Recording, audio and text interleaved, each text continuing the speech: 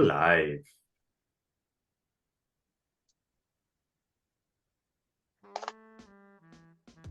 Oh no.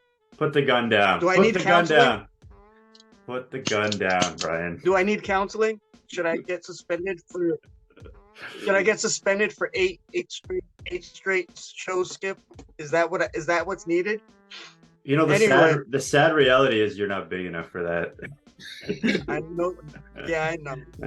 You gotta be MVP. Good afternoon, good morning, good evening, ladies and gentlemen, wherever you are, whatever time it is for you right now. Just know that you are locked in onto the point with Skip. And beyond. And the King. You guys could go find us on Apple, Spotify, Amazon. Listen to us while you're washing the dishes, doing the garbage, going grocery shopping, driving, whatever you're doing. Instagram, Twitter, Facebook, and YouTube, which is hopefully where you're watching us. And maybe hook us up and, like a little bit of just a little bit of a subscribe, hook a brother up. You know what I mean? And thank you for enjoying our fantastic guests, especially our man right there from Beyond the Locker Room, right? Brett, how you doing today, man? I'm good. How you guys doing, man? I'm looking forward to having this chat with you guys today. That's awesome, because we got a good one. Skip, what up? Oh, not much, just getting ready to watch this Thunder game. Obviously, this will drop after the game's out, but yeah, just chilling.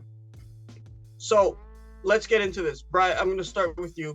The Toronto Raptors over the course of the season, they have really come out hot, started very hot, but finished really cold. Are you talking about in games? You're talking about in games, right? Within games, not like for the whole season. Huh? You're talking about within the game, not for the whole season. I'm talking about the whole season. So, Brett, what are your thoughts on the way the Raptors have come out strong, like in like a lion but out like a lamb? What are your thoughts on as to why that happened? Well, this trend within the, like as you said before, we tend to start off, well, we have two issues. One, we start off pretty well. When we do start off well, we're able to kind of maintain that most of the time and gives us a chance to win. We are not a great team coming back. So a lot of times the first quarter does indicate how the game's going to go for us. It's pretty evident. Like once we're trailing, it's pretty slim. Now, why that is the case and how it's a lot to do sometimes with adjustments. I think in the second half of games, how teams start to adjust to us. We'll get probably more into that later on. But I think also too is we tend to lack a discipline on what we're doing right. So something might be working for us in the first quarter or so, and then we get away from it. Now the question is, why do we get away from it? And as I said before, we could discuss that further, but that tends to be the pattern. We have a lot of discipline. We have scripted out the things we want to do. You can see what they're trying to get across the first 5, 7, maybe 8 minutes, but then it starts to wane as the game goes on, and we kind of lose our footing. Wow, oh, that was damn. Okay, Skip. Now, with the Raptors starting off pretty well during the first quarters, during the first half, but slowing down in the second half, we've seen a discrepancy in the numbers as to how they've increased, as how they are doing better in the second and the third and the fourth quarter. Sorry. Do you think that has to do with the acquisition of Jakob Poeltl? And do you have thoughts on what Brian just said? Okay, so first of all, I looked at the numbers on this. So over the course of the whole season, the Raptors have let's see the numbers here. They have a plus 54 first quarter point differential, but then they have a negative point differential in every quarter after that. Now, the biggest discrepancy is in the second quarter. The second half of seasons, they're kind of like, they're basically even. They're like -5, -2. I mean, we're talking about a huge sample, so that's basically one game could change that. But the clear trend here is that they start off really hot in the first quarter, and then they give most of it back in the second quarter. And that's been kind of a trend throughout the whole season. We could look at since the Poeltl acquisition, we're seeing that very same trend. In February, they were plus 15 in the first quarter, minus 20 in the second, minus 21 in the second quarter. March, plus 28 in the first quarter, a minus 26 in the second quarter. So that's the whole season trend, but it's also specifically a trend since they got Yak. And I think there's a pretty simple explanation for this, right? It's the starter. It's what the thing we've been talking about all year, right? The starters are good and the bench is not. So who plays the first quarter? The starters. Who plays the second quarter? I mean, more so the bench. Obviously, the switch off happens during the second quarter, but I think that's sort of what's been being magnified by these numbers, is that you're getting your best good punch in early, and then it's sort of dwindling away as you rotate in the bench. So that's a big concern for the team going forward. And I think there's a few things going on here where it's like, if you say this is true, right? If you say the Raptors starters are totally fine, but the bench is struggling. Well, how is this still happening when we're putting guys who are thriving in the starting role onto the bench? Like Gary Trent Jr. in the starting lineup, great. Bench, sometimes great, sometimes not so great. Precious Achiuwa, starting lineup, great. Bench, like, who is this guy? What is he doing on my team, this imposter? So I think there's some general underlying concerns that it's been permeating the whole season, no matter who's on the bench or who's in the starting lineup. So that's an interesting kind of twist, which kind of speaks to maybe what Beyond was just saying about maybe teams are adjusting to what the Raptors are doing a little bit, and they're not adjusting back fast enough. The other thing that comes to mind is just this idea that, okay, so the bench is hemorrhaging the lead away, then you have to go back to your starters, and you're running your starters into the ground. So they're continuing to lose steam. And actually, if you look at the numbers since Yak came, the trend more specifically is that they're good in the first and the third, and they're bad in the second and the fourth. And we're seeing this sort of like same trend where it's like, okay, now by the end of the fourth quarter, your starters are completely worn out. They're having to pick up the bench, which is not doing its duty, and yeah, they're exhausted. So I think that's sort of like the main answer to your question, Brian. I think there's probably some other sort of more philosophical things we can get into. Right. But King, I'll let you jump in on that though. Yeah, may I weigh in here, guys? I'm sorry. Yeah. Okay, so let's look at it this way. Your Toronto Raptors are plus 54 in the first quarter throughout the season, right? But a -2. But we noticed a discrepancy in the fourth quarter. Sorry. But we noticed a discrepancy between the second and the third quarter. Like, for example, the second quarter, they're -21. And for the third quarter, they're -5. Now, I've always said this. You guys see me on the group chat. I always say this as a former coach, that show me your third quarter and I'll tell you who you are. Okay? This is where you make or break what you're going to do. Now, the Raptors have not really, like, they've come out swinging. And we can't discredit them for that. And that's why, ladies and gentlemen, we have to get the hell out of here soon so we can go watch the beginning and enjoy ourselves and then cry ourselves to sleep after the fourth quarter. Even though I do think the OKC game you're talking about, right? I think they'll take out OKC. But the Raptors have come out swinging. Now, but over the course of the game, Skip, you just slightly touched on this one. But I also, and Brian, you also did touch on this one.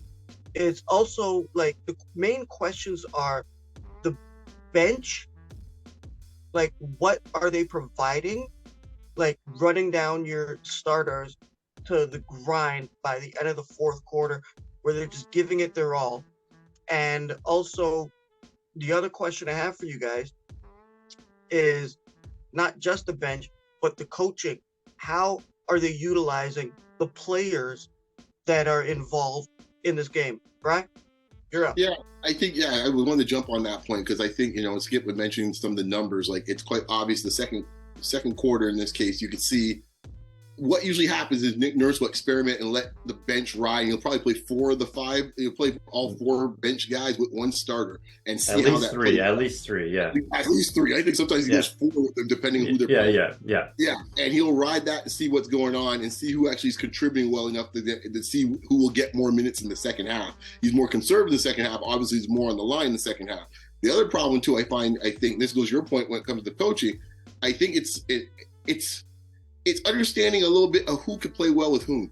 And I think this is a struggle he's had all year in this case here, where certain guys just seem to match up better with other guys. So, for example, to me, I've said this, make this point, we talked about on some of the spaces, maybe it's been spoken about here. Gary Trent Jr. seems to be. Yeah, go check him out on Raptors Live TV at the end of every game. Exactly. Go on, brother. GTJ seems to play well with Siakam on the floor. It's not surprising. He offers spacing for Siakam. Siakam gives him double teams and gravity to give him open catch and shoots. The moment he went the bench down, he's out there playing a lot of times with guys like Boucher and guys like Precious. And even when he's playing with some of the starters, he tends to play with Fred, which is not ideally a guy I think he could play well off of without having a guy like Siakam out there. He'll play with Scotty as well, too, where Scotty's game's not to the point yet where he's going to get that much respect on the defensive end to draw that many people to him to give clean shot for Gary. So you get a lot. I actually like that pairing, by the way, the Scotty Gary Trent pairing, but it does depend on Scotty being very aggressive and finding Gary as the outlet, right? Right. Yeah. And exactly. And to your point, what ends up happening a lot of times with that lineup, it usually happens that play with Precious a lot of times. And look, God bless Precious. If Precious sees an opportunity to get Precious's game off, Precious is going to do so. He's not waiting around. Isn't God bless one of his brothers? I don't know. They got some weird names in that family, but go on. Yeah, so Precious is going to find his. God's gift, yeah. Exactly. Precious is going to find his. And if you have Scotty who naturally wants to be a facilitator, and then Gary can't get his shot off, then it opens up guys like Precious to give the opportunities for them who shouldn't really warrant those type of touches. I go back to the Detroit game where Precious out there doing ISOs from the top of the three-point line, like with the second unit, like, what are we doing here? That's not what should be happening. And Boucher is not better in that sense. So that's how you get this type of, cascading effect that ends up rolling throughout the game. And I think his matching or pairing of different players, I think he's really got to think about who he pays the starters with which bench guys. And that's been a frustration of mine all season. That's been going on all year, man. And we're 69 games in the year. You should have figured this stuff out by now. Yeah. Time. Yeah, seriously. You know what? I really do like the pairing of Scotty and Siakam with OG on the floor. I really do. I just from an eye test. Just from looking at the Raptors starters with Scotty, Pascal, and OG out there, and VanVleet and Pirtle are like the third best lineup in the entire league. Like, they're really good. They're really damn good with those guys out there. The problem is finding a way to patch that through for 48 minutes. And this is sort of like my larger point about the bench is even if you say, okay, we've got the 5 starters, they're really good, they're really strong lineup, we want to bring everybody back. Great. Now, how do you fix the bench?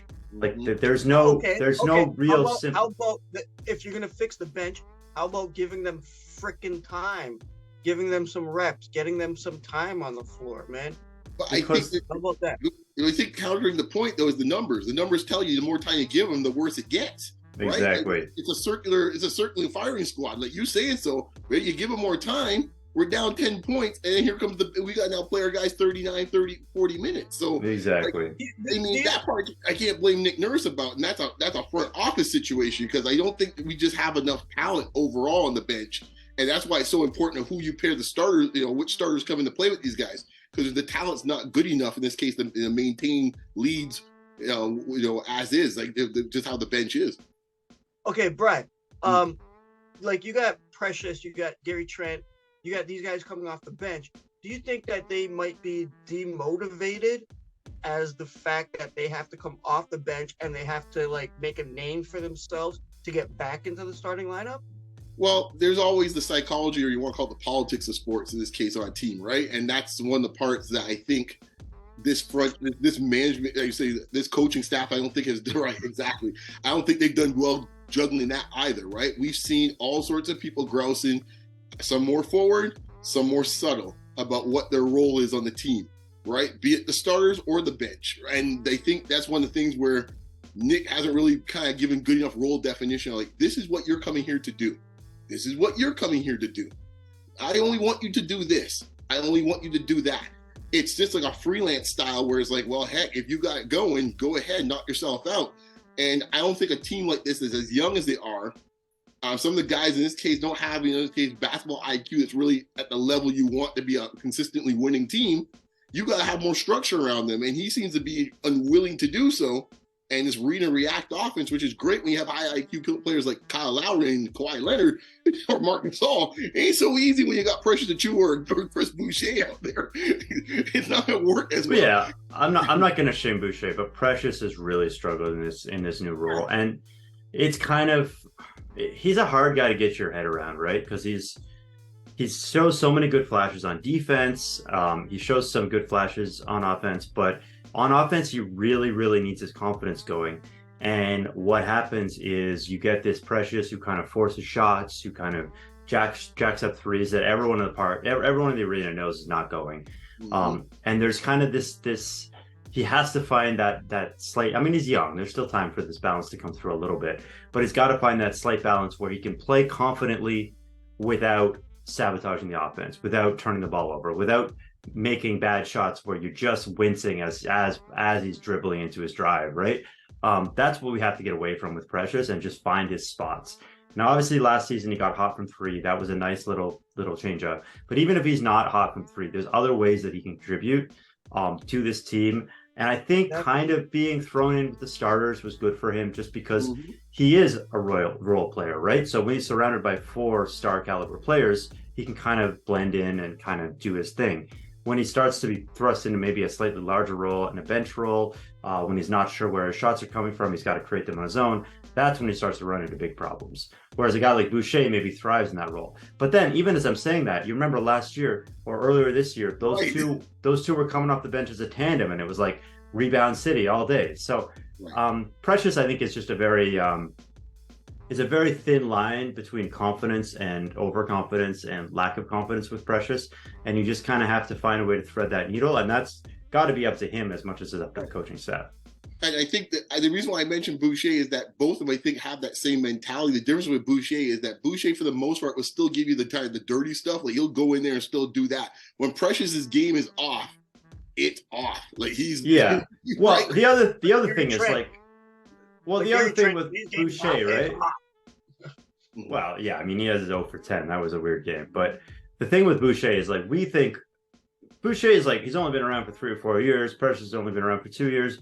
Yeah, they're kind of in the same role. But Boucher is a veteran. Boucher is like 10 years older than Precious. So this is who Boucher is. He knows his role. He knows his job.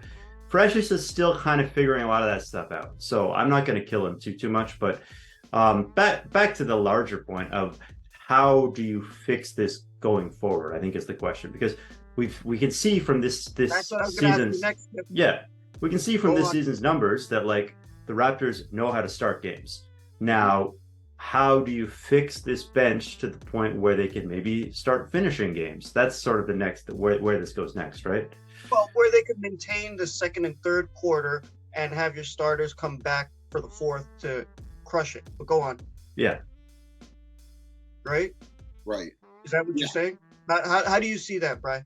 I think, like, to me, for example, I would prefer to see more minutes with Siakam with this bench lineup. And the reason why is that, going back to the point with Gary, and I think now when you have Barton out there, you now have a little bit more spacing for him to get his game going. Because one of the things we've talked about, on other spaces, that he's been struggling recently as well, too. And it's a quick way for him to kind of have the ball in his hands where he's used to being, the center of the offense in this case, which is what he was last year and for the most part the first half of this year. And I think he's a little lost trying to figure out his way now with Pirtle, and now with Fred coming back now with a lot of these pick and rolls with Pirtle. He's now become a spot-up three-point shooter, which is not his strength. So I think at least with a second unit, he could play more to his strengths in that group, and you could have him playing off, have Precious in the dunker spot, or Precious, and Boucher out there, the three with the other 2 guards, and play through that in this case here. I think that would be at least a more natural lineup for him to work with. But what's happening is that a lot of times you're seeing some other guys.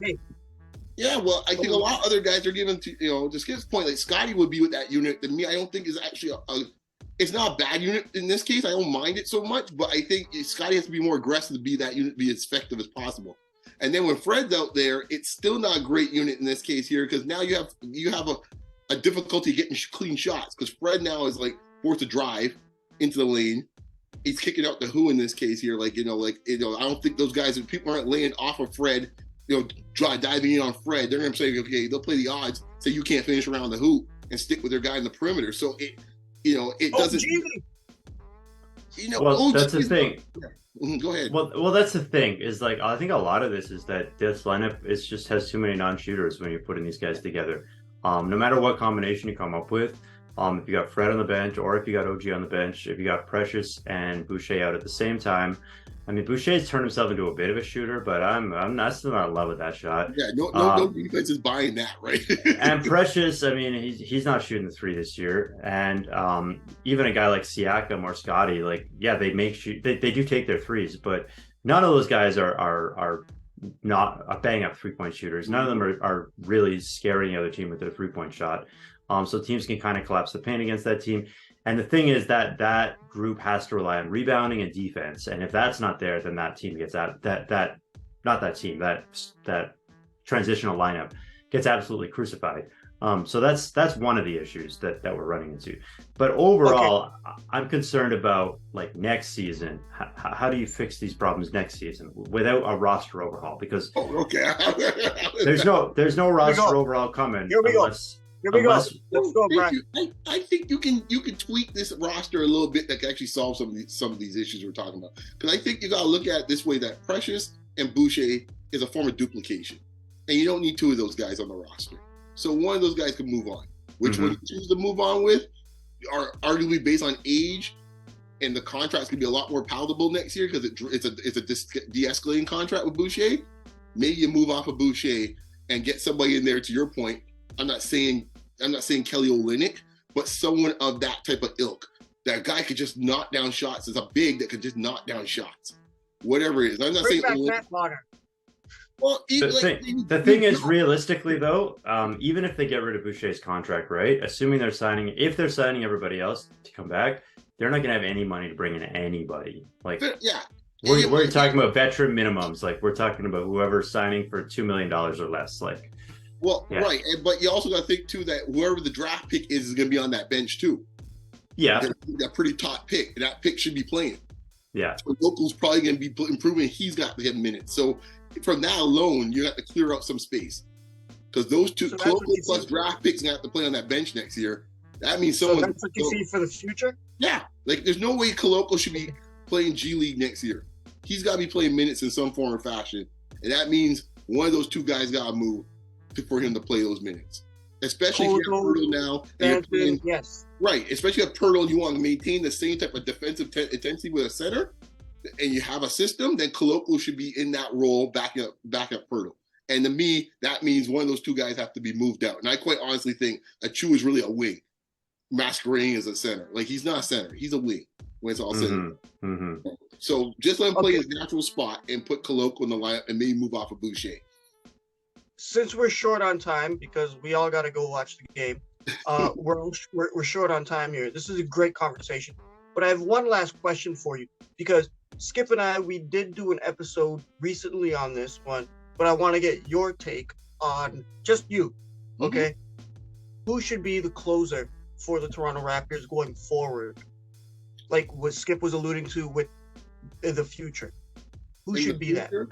I mean, like in my mind, like I think if you're talking about who the offense should run through in the fourth quarter, I think the offense should run through in this case at this point still Siakam, right? And I think right now if he could make the decision on if he's going to take the shot or kick it out, I think the second option in this case here in my mind would be Barnes.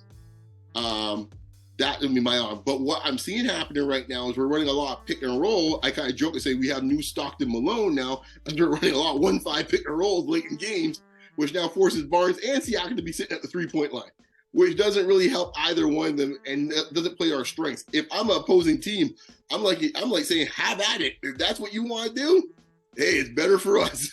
Knock yourself out, guys. I'm going to actually counter your point a little bit, just a little bit. I think what I saw in that last game, obviously not the OKC game because we haven't seen that yet, but that game against Denver was I saw a lot of VanVleet and I saw a lot of Scotty, and Siakam was sort of reduced to this smaller role. He was struggling a little bit in that game for sure, but I thought he played like garbage. He did not play well, but I think the idea of having Siakam as an off-ball threat is more scary than having Scotty as an off-ball threat. So I think having stuff run through Scotty with Siakam as a lurking threat is a little bit maybe scarier for the other team than the reverse. Okay, so let me counter your counter in this case. Yeah. Why would you take the guy in this case who's arguably one of the best finishers in the league when it comes to driving to the hoop? He was averaging 8 free throws a game prior to Pirtle, and take him away, to shoot threes in this case. To me, you're kind of pulling away one of our greatest strengths. Yeah, I don't really want Siakam spotting up a lot. I'm just saying, in terms of, there's no real good answer for these questions. This is kind of one of the problems, but it is a good 5-man unit. So I think there are ways to work around it. I think going forward, long-term future, you got to find a way to get the ball in Scotty's hands. And I think Siakam can be a part of that. I think he can be, we're trying to get ball movement going as well, right? So I'm not a big proponent of the closer always takes the final shot. I don't want Scotty taking contested mid-range shots, but I think Scotty is kind of that point of attack guy to create the final shot. That's what I like. Yeah, okay. I don't mind that. I'll just say, I don't understand why we can't run the pick and roll with Pirtle that we're running with Fred, instead of running with Siakam and have Fred spotting up for 3. I think, to me, that plays to both guys' strengths. Well, because Freddie's a better dribbler would be the short answer. But yeah. Well, we'll talk about this probably later tonight on RLTV. You guys make sure to go check that out. Yeah, hey guys, I'll just weigh in here. I think I agree with both of you guys on this, that the ball movement has to go around Pascal off ball. Great. Scotty, he's definitely going to have to, at some point in his career, if he's going to stay as a Raptor, has to be the closer, has to be the guy, because let's face it, Father Time always wins. Freddie might move on, Pascal might move on, OG might move on, Boucher might move on. Some of these guys might move on, but this guy's got Father Time in his pocket. He can still come up. So I do agree on that one, but you know what? Like I just said, Father Time, he will tell. This has been a great conversation. We all got to go watch the game. Right? From beyond the locker room, you guys make sure you go and check them on Twitter. You will not be disappointed whatsoever. No pressure. Okay? You guys could check them on RLTV, chop it up with you like he always says, right? You guys could get back at him. I might be there. Skip might be there. But he's always there. He's solid when it comes to that. You guys make sure, show your support for him. Can you guys show some support for us? Like maybe go down there, click subscribe, click like, leave comment, something like that. I don't know, something like that.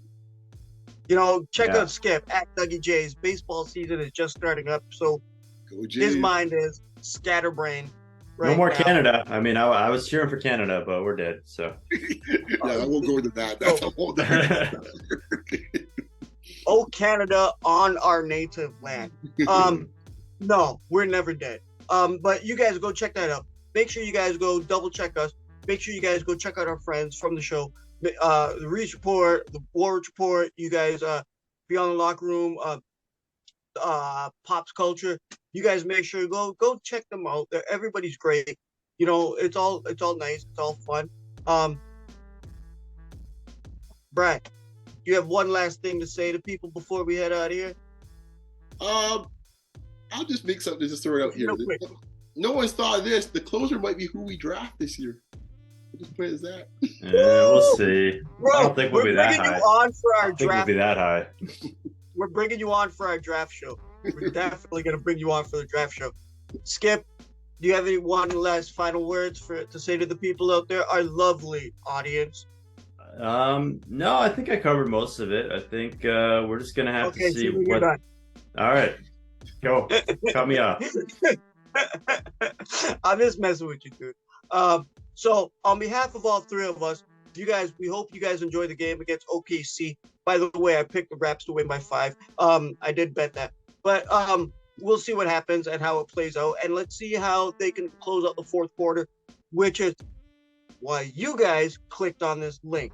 So on behalf of all three of us, good afternoon, good morning, good evening, good night, and peace. Peace.